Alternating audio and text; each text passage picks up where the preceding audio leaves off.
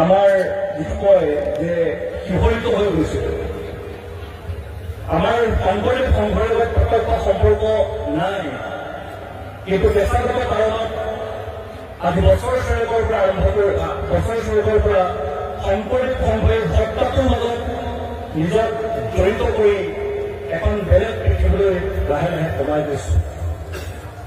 আপোনালোকৰ ভাগ্যৱান, যিখিনি কথা আপোনালোকে এতিয়া উপলব্ধি কৰিব নোৱাৰিব, জীৱনৰ এটা পৰ্যায়ৰ পিছত আপোনালোকে উপলব্ধি কৰিব পাৰিব।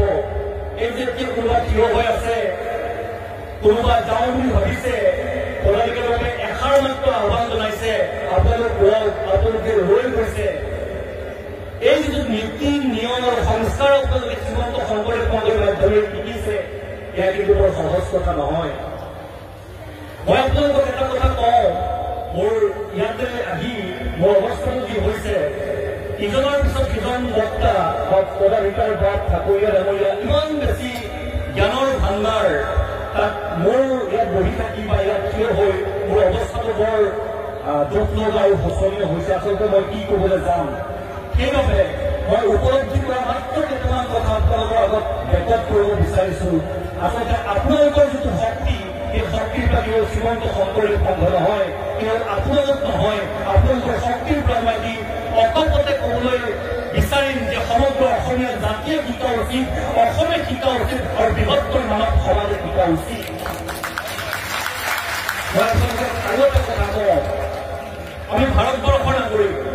মোৰ দুটা অভিজ্ঞতা হৈছিল কাৰ্গিল যুদ্ধ ক্ষেত্ৰত পৰা এই আপোনাৰ শীতকালত ৰিপৰ্টিং কৰাৰ কাৰ্গিল বেটল ৱাৰ বুলি আমি যিটো কওঁ, তাৰ পৰা আমি -60 ডিগ্ৰী চেলচিয়াছত আমি ৰিপৰ্টিং কৰিছিলোঁ। আমি কৰিছিলোঁ চিয়াচেনলৈ, যিটো আচলতে আটাইতকৈ ঠাণ্ডা বুলি কয়, -72 ডিগ্ৰী চেলচিয়াছত বীৰ জোৱানসকলে এই মুহূৰ্ততো আমাক ৰক্ষণাবেক্ষণ দি আছে। আৰু সেইসকল ভাৰতীয় সেনাৰ এটাই মাত্ৰ মতো আমি সুধিছিলোঁ তেখেতসকলক যে আপোনালোকে ইমান কষ্ট কৰি যিসকল ভাৰতীয় সেনাত যোগদান কৰিব খোজে তেখেতসকলৰ কাৰণে আৰু ভাল কথা, কিয় আপোনালোকে এনেদৰে কষ্ট কৰিছে, দেশৰ কাৰণে সেৱাই আগবঢ়াইছেনে? তেতিয়া তেখেতসকলে আমাক কৈছিল, আমাৰ এটাই মতো, অৰ্থাৎ আমাৰ এটাই শ্লোগান, আমি সাৰ পাই আছো কাৰণে দেশবাসী শুই আছে। ভাৰতীয় সেনাসকল সাৰ পাই আছে কাৰণে দেশবাসী শুব পাৰিছে, শান্তিৰে শুই আছে। আৰু মই সেই জেৰ টানি মই আজি আপোনালোকক সাক্ষী কৰি কওঁ, যদিও বা কুশল ঠাকুৰে ডাঙৰীয়া বাটে কৈ গৈছে যে এইসকল আপোনালোকৰ সংঘৰ ভৱিষ্যত, এইসকলৰ মুখলৈ চাই সংঘ থাকিব আছিল, কিন্তু মই আপোনালোকক পুনৰবাৰ কওঁ যে আপোনালোকে নিশ্চিতভাৱে ক'ব পাৰে যে শ্ৰীমন্ত শংকৰদেৱ সংঘৰ শিৰবাহিনী আছে বাবেই অসমৰ ভৱিষ্যত আছে, অসমীয়া জাতিৰ ভৱিষ্যত আছে।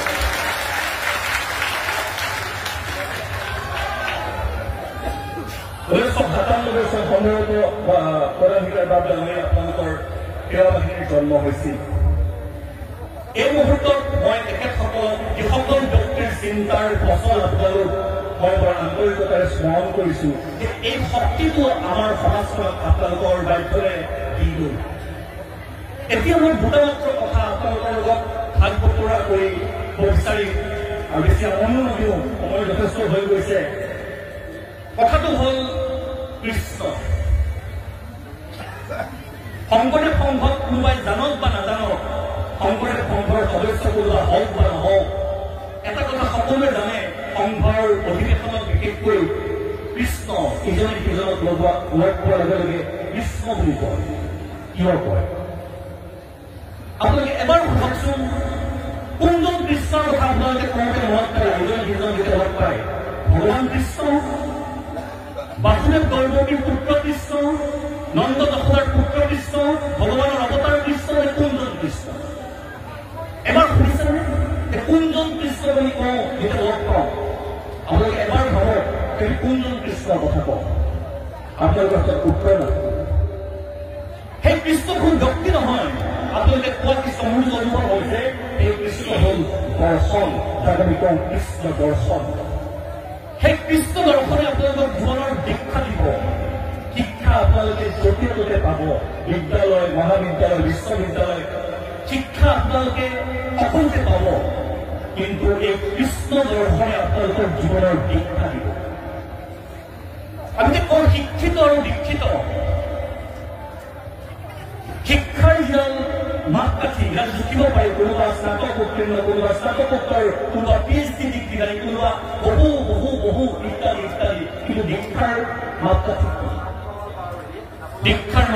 সংস্কাৰ দীক্ষাৰ মাপকাঠি আপোনালোক দীক্ষাৰ মাপকাঠি আপোনালোকৰ এই নিয়মানুবৰ্তিতা এই আপোনালোকৰ সংস্কাৰ সেইবাবে মই এই মুহূৰ্তত এইখন মঞ্চত থাকি সকলোকে ক'ব পাৰোঁ যে শ্ৰীমন্ত শংকৰদেৱ সংঘৰ কেন্দ্ৰীয় সেৱাবাহীৰ সদস্যসকলৰ যেতিয়া ডাঙৰ হ'ব তেখেতসকল যেতিয়া জীৱন যুদ্ধত নামি পৰিব তেখেতসকলৰ কোনো পিতৃ মাতৃ অনাথ আশ্ৰমত থাকিব নোৱাৰে বা থাকিব লগা নহয় সেইসকল কেন্দ্ৰীয় সেৱাবাহী বা সেইসকল যুৱক যুৱতী কেতিয়াও উশৃংখল আৰু বিশৃংখল হ'ব নোৱাৰে সেইসকল সেৱাবাহিনীৰ সদস্য কেতিয়াও সমাজৰ বিপদ আৰু আপদ হ'ব নোৱাৰে তেখেতসকল সমাজৰ সদায় সম্পদ হৈ থাকিব